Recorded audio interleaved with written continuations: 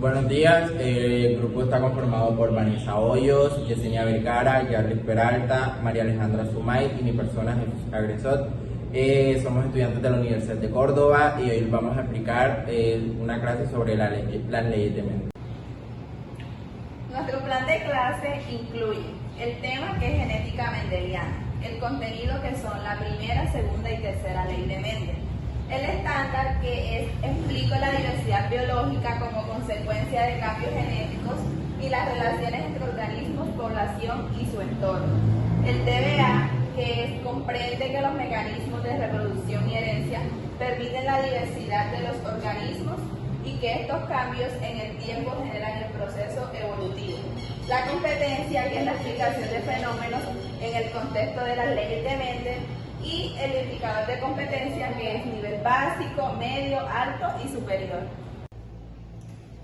Para comenzar la clase realizaremos una actividad rompehielo, en donde ustedes responderán estas dos preguntas. La primera, ¿por qué crees que te parecen agrupados? Y la segunda, ¿por qué algunas personas tienen ojos claros y otros oscuros?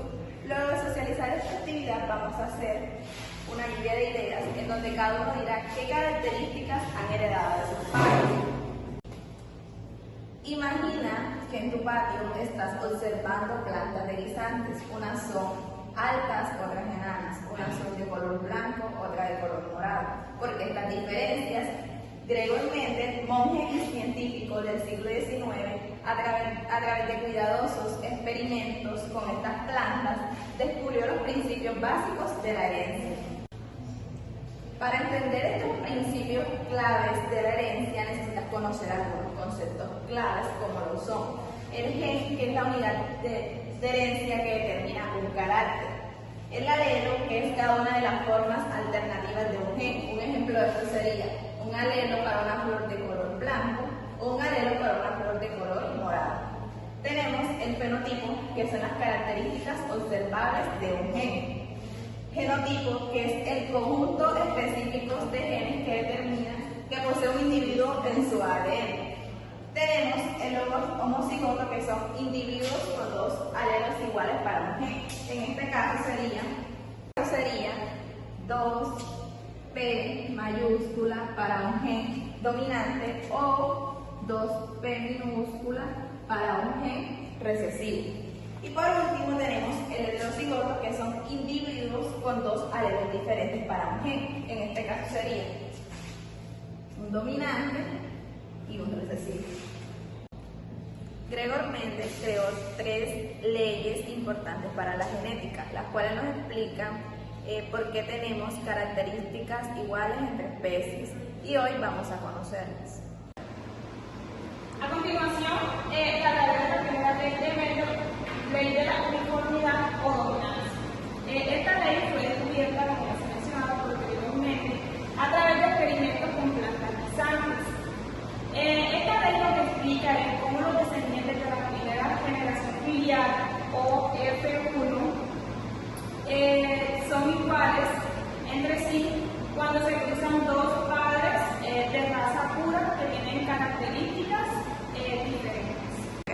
Un ejemplo de esto sería el cruce de una planta de flores moradas puras con una de flores blancas puras. Los descendientes de este cruce serían todos iguales entre sí, mostrarían una característica dominante que sería el color morado. Los alelos dominantes los vamos a representar con una A mayúscula y los alelos recesivos los vamos a representar con una A minúscula. Podemos decir que es homocigoto porque se representan los alelos con una misma letra. Y el resultado de este cruce sería el heterocigoto porque muestra un alelo dominante y un alelo recesivo. Siguiendo con la primera ley de Mendel o ley de uniformidad o dominancia, les voy a explicar más breve un ejercicio. Siguiendo el ejemplo que dio mi compañera sobre las flores moradas con el color blanco.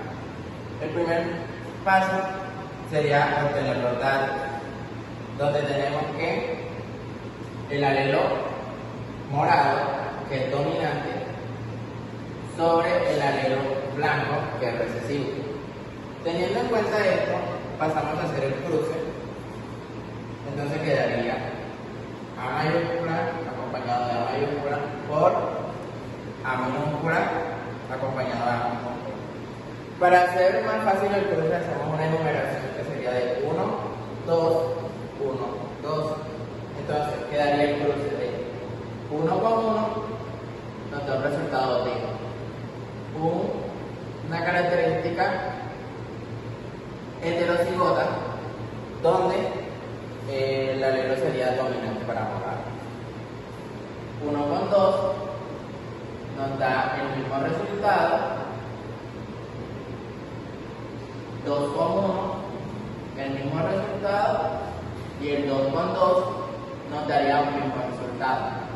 Para concluir con esto, hacemos el cuadro de Punnett, que es prácticamente el mismo paso que hicimos anteriormente.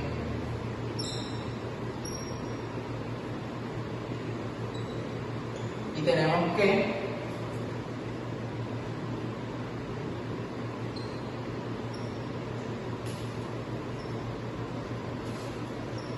todas las especies de la F1 nos quedarían como moradas. Y esto lo podemos representar genotípica y fenotípicamente. Y tenemos que el fenotipo sería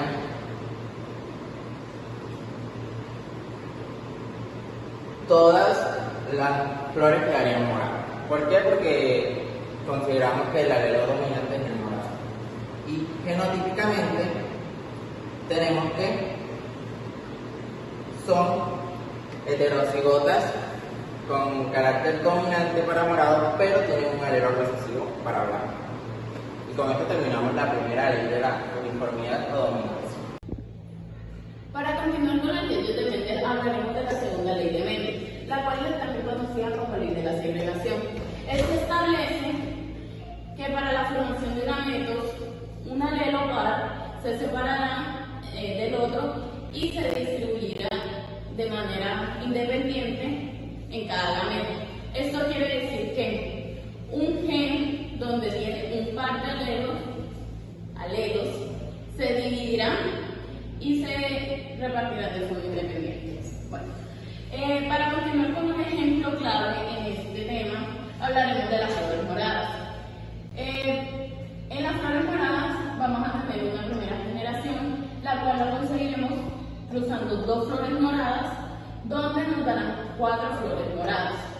Para la segunda generación, usaremos 2 flores del primer cruce para hacer el segundo cruce, en el cual nos darán 3 individuos de flor morada y aparecerá un nuevo individuo de flor blanca.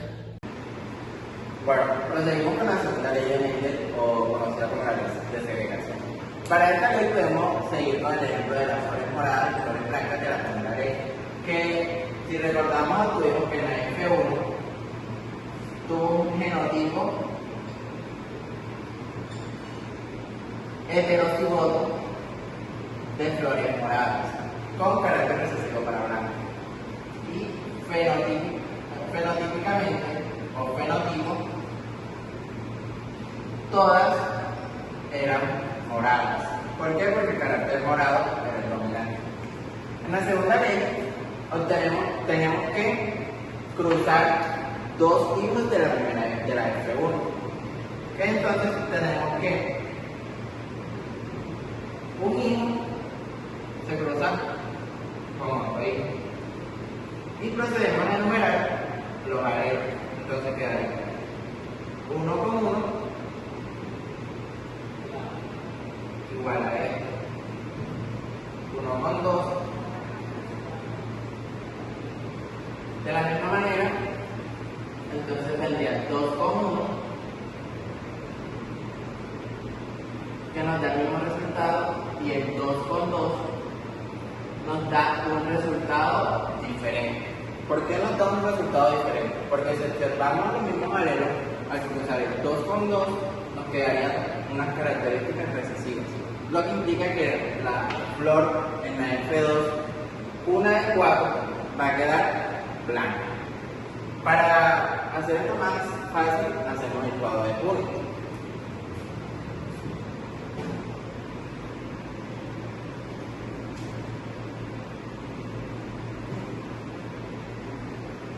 Y procedemos a hacer el cruce.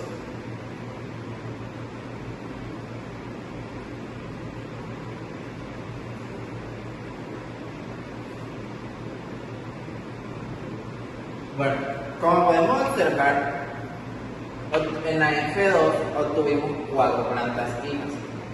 Estas, cuyas características son que 3 de ellas salieron con las características del color morado de la flor, como se venía presentando anteriormente. Pero sale una nueva característica, que tiene la flor blanca. Continuando con las leyes de Mendel, seguimos con la tercera ley de Mendel, o conocida también como la ley de la segregación independiente. Esta ley nos dice que los genes, para diferentes características, tanto como color y forma, lo heredarán de manera independiente. Es decir, el cómo estos adquieran un rasgo no afecta en cómo hereden el otro. Siguiendo con el ejemplo de las flores blancas y moradas, estas adquirirán un pétalo tanto liso o curveado, independientemente de cuál sea su color, si es morada o blanca. Continuando con la tercera ley de Mendel o ley de la segregación, tenemos que una flor morada tiene los pétalos lisos, mientras que la flor blanca tiene los pétalos curveados. Después de tener los aleros, hacemos el cuadro de Punnett o cruz. Entonces tenemos que